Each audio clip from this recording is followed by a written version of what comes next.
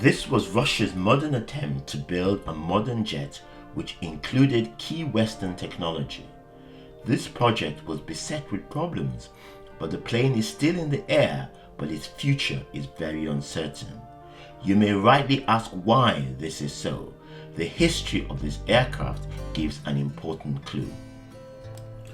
The Sukhoi Superjet was manufactured by Sukhoi, a Russian aircraft manufacturer, which is part of the United Aircraft Corporation.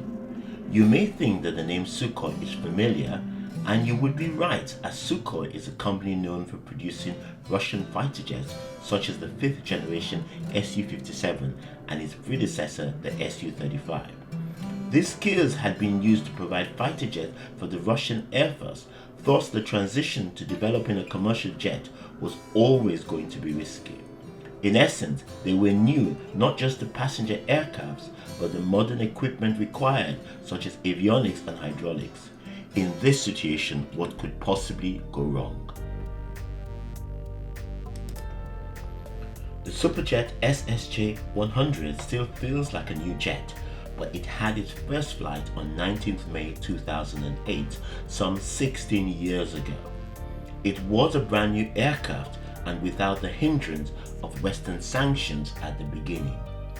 3 years on from the initial flight, it had its first commercial flight on 21st April 2011 with Amavia, a Russian airline.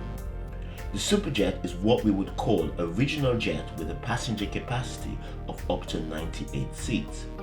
Within 7 years, there were about 130 planes in service with mainly Russian airlines such as Azimuth and Aeroflot. In this period, it has had 3 significant accidents, including the one captured by Moscow's Sheremetyevo airport cameras in May 2019, in which many passengers died. I am working on a video on this accident, so do consider subscribing and clicking the notifications icon if you wish to be notified when this and other videos are published.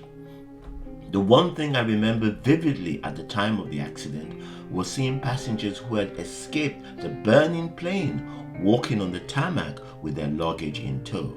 We all know that when you evacuate, you're supposed to leave everything behind, and it makes one wonder to what extent this hindered the ability of others to escape. This is something we may never know. What we do know is the specification of the Superjet SSJ-100. It has a maximum flight range of 2,850 nautical miles and was the first Russian passenger aircraft to be built and operated by a 2-man crew. When the idea came up, there was competition in Russia among various aircraft manufacturers, but Sukhoi won the project and therefore Russian government financial backing. It is reported that Boeing provided advice to Sukhoi. The view was that there was a gap in the market and that the old Soviet era planes like the Yak-42 represented old and not modern technology. Aeroflot signed the first order for the aircraft in a 30-aircraft deal. Boeing were supportive of Sukhoi, including providing numerous services including maintenance, training and spare parts. This support, though helpful in the development, proved to be a problem when the aircraft entered into service. Russia simply did not have the homegrown skills needed for this project. So where did the key parts of the plane come from? The engine was an MPO Saturn, a joint Russian-French project.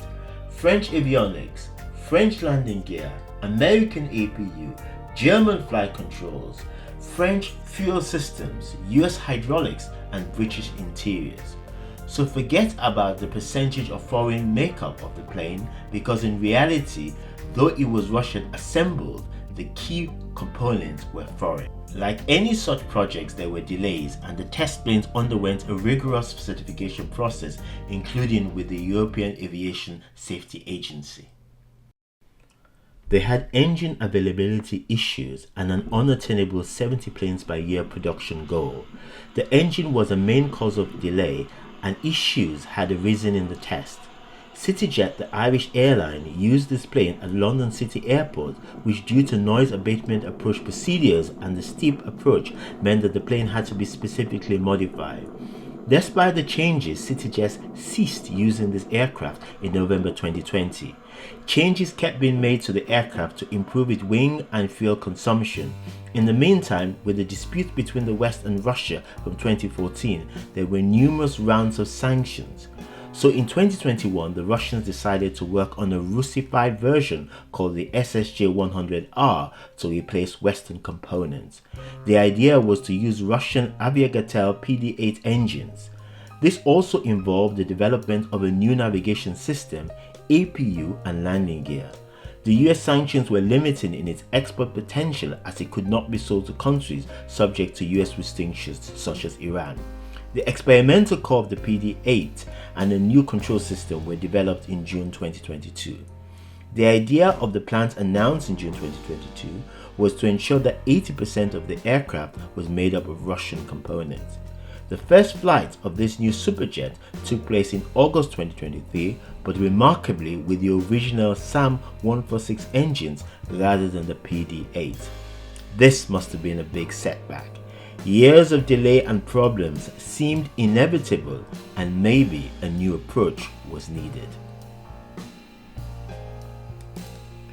This new approach became evident in March 2023 when a deal was announced for United Aircraft Corporation to sell their stake to an Emirates investment fund, and a new factory will be built in Abu Dhabi and assembled at an SSJ site in Venice.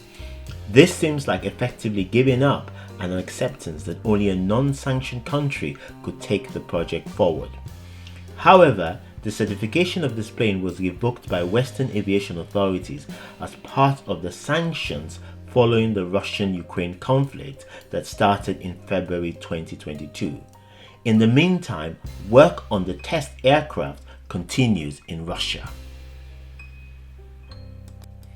Following the test flight of the Russified aircraft on 27 April 2024, 2 further jets are expected to join the test program, and about 200 further test flights are expected up until 2025.